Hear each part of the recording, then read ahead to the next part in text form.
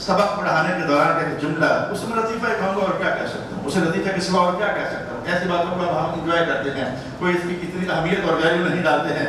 شاہ صاحب سبق پڑھاتے پڑھاتے فرمانے لگے یار آج کل کے انسان بھی عجیب ہے، ہر دور کے اس دور کے حساب سے عجیب ہوتے ہوں گے، لیکن آج کل کے انسان عجیب ہے. میں نے اس میں عجیب ہماری کون سی بات ہے، انسان ہے، اس میں عجب کیا ہے.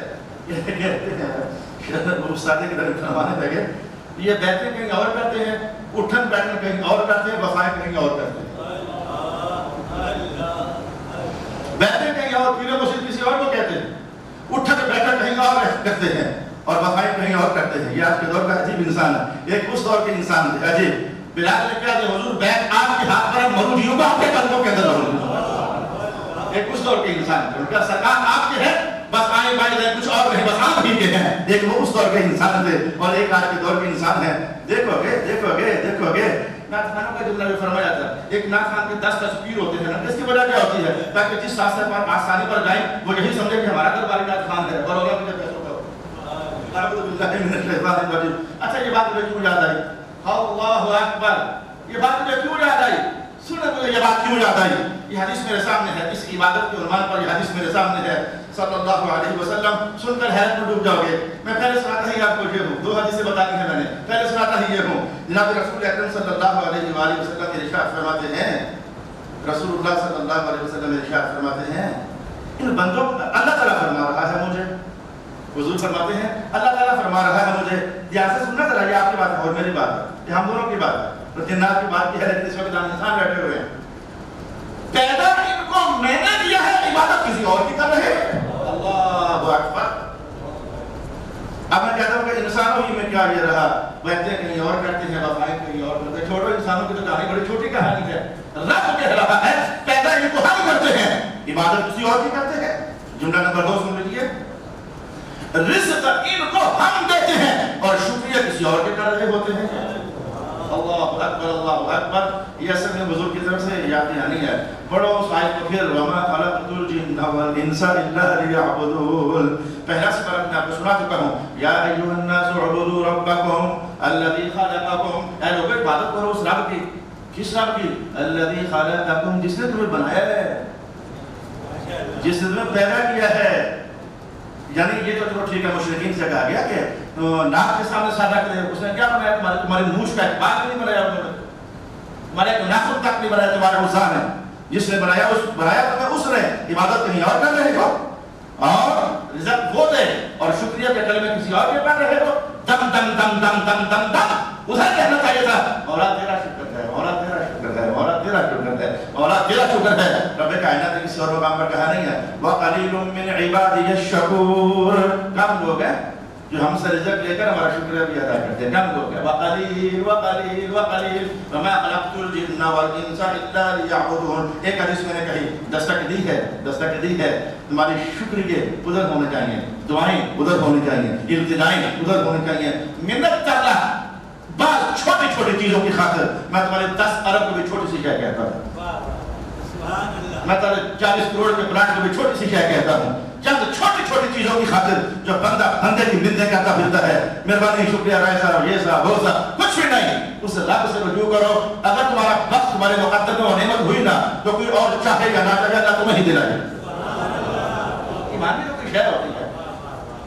اور بھائی میری نا تم لوگوں سے لڑائی نہیں ہے، میرے ضرورت سے جھگڑا نہیں ہے. اصل رولا یہ ہے کہ یہ قرآن پاک کی جو آوازیں ہیں نا یہ ہمیں اندر سے طاقتور کرتی ہیں، یہ ہمیں اندر سے طاقتور کرتی ہیں. ورنہ اس مزاج والا بندہ مدرسہ نہیں چلا سکتا، اور اس مزاج والا بندہ اس طرح کی خوبصورت مسجد مشکل ہے اس کے لیے بنانا.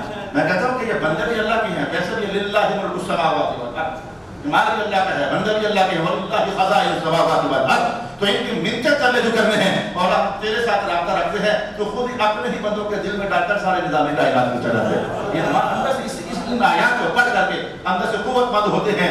اور میں کہتا ہوں کہ اب تو زندگی کا بڑا طاقتور حصہ گزر گیا. جوانی گئی جوانی، آیا بڑھاپا، جاگ گئیاں سب پیڑا، منکس کم آسن محمد بخشا سونف اجوین ہریڑا. فاہمی غلط ہے لیکن معاف کرنا نہیں کرتے ہیں، مجھے معاف کرنا. رب کائنات نے کہا وما خلقت الجن والانس الا لیعبدون. اب جملہ سنتے جو حدیث نمبر 2 میں عرض کرنی تھی، مولا آپ نے ہمیں سے بندگی کے لیے پیدا کیا. کہاں بندگی کے لیے پیدا کیا؟ تو مولا تجارت کرو، یہ بھی تو آپ کا حکم ہے. شادیاں کرو، سورۃ نور، یہ بھی آپ کا حکم ہے. بچے پالو، یہ بھی آپ کا حکم ہے. بیویوں کا رزق چلاؤ، یہ بھی آپ کا حکم ہے. ڈھیروں زندگی کا حکم، یہ آپ کا حکم ہی ہے. وہ سارے آپ کا حکم ہی ہے. تو پھر صرف عبادت کے لیے تو ہم نہ پیدا کیے گئے نا. اب اس مختصر ترین لمحات میں کیا اور آیاتیں پڑھ کر سناؤں. اللہ اکبر. اسی لیے آئمہ تفسیر نے کہا لفظ بولا گیا لیعبدون، مانا ہے لیطیعون. میری اطاعت کرو، میری اطاعت کرو. تم سب کو اس لیے بنایا کہ میری اطاعت کرو. نکاح کرو، یہ بھی میری اطاعت ہے. نمازیں پڑھو، یہ بھی میری اطاعت ہے. بچے پالو، یہ بھی میری اطاعت ہے. رزق حلال کماؤ، یہ بھی میری اطاعت ہے.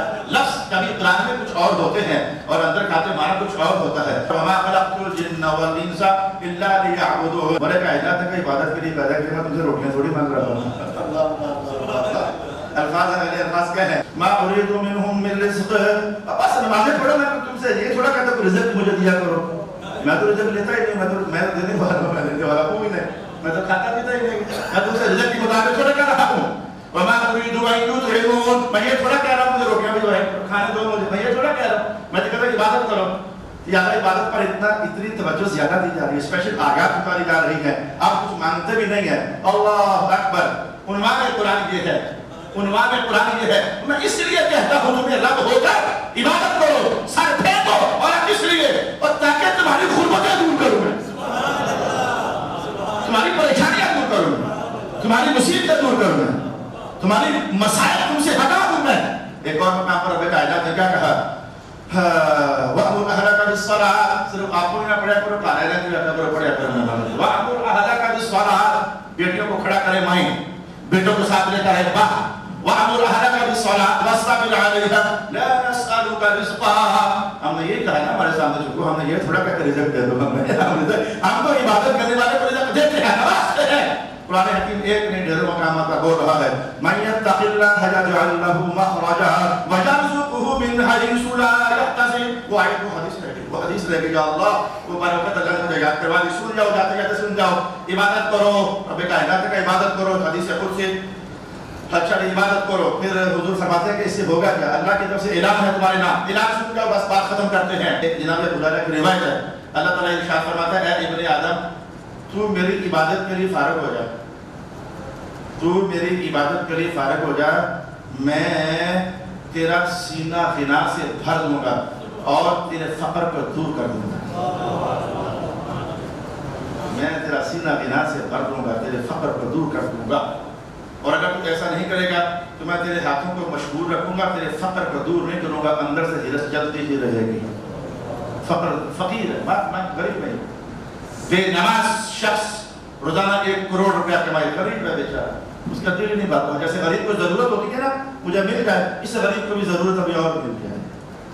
یہ اللہ کے سامنے جھکنے والے ہیں جن کا سینہ اللہ سے غنا سے بھر دیتا ہے. جو مل گیا کہتے مولا شکر ہے، اور کچھ نہ بھی ملے تو ہمارا تو گزارا مہینے تک چل رہا ہے. یا اللہ، یہ ان کا سینہ غنا سے بھر جاتا ہے، یہ ان کا دل ہوتا ہے. کچھ وقت خالی نظر آ رہا ہے تو 10-20 بار تو سلامی پڑھ لیتے ہیں کہ گوشے تنہائی میں بیٹھ کر اللہ کا ذکر ہی کر لیتے ہیں.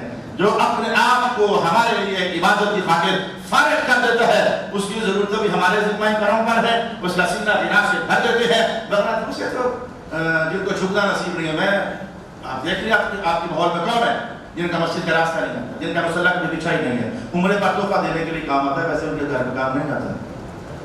ان کے لیے کام نہیں آتا، لین دین کے کام نہیں آتا ہے. تو وہ آپ کو حریص بھوکے جیسے بھوکے ننگے انسان ہوتے ہیں. یہ لے لے، وہ لے لے، یہ خرید لے، وہ خرید لے. کئی بار اس طرح جملے بھی گھٹیا جملے سننے میں ہمارے پاس آئے ہیں. کیا کروں میں نے ایک پلاٹ لے لیا 70 لاکھ روپے کا. یہ کوئی 10 سال پرانی بات ہے.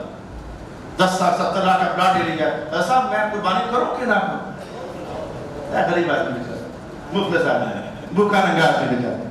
یہ تو اس نے ایک جملہ میرے سامنے بولا تھا. ہاں پیسے اصل میں ہاتھ میں نہیں رہے ہیں. میں نے کہا اگر آج ایک اور پلاٹ نظر آ گیا نا تجھے، بھوکے ننگے فقیر غریب، اگر ایک اور پلاٹ ابھی نظر آ گیا نا جس میں 2-4 لاکھ جو ملتا ہوگا تو دیکھو تو قرضے اٹھا کر وہ لے لے گا.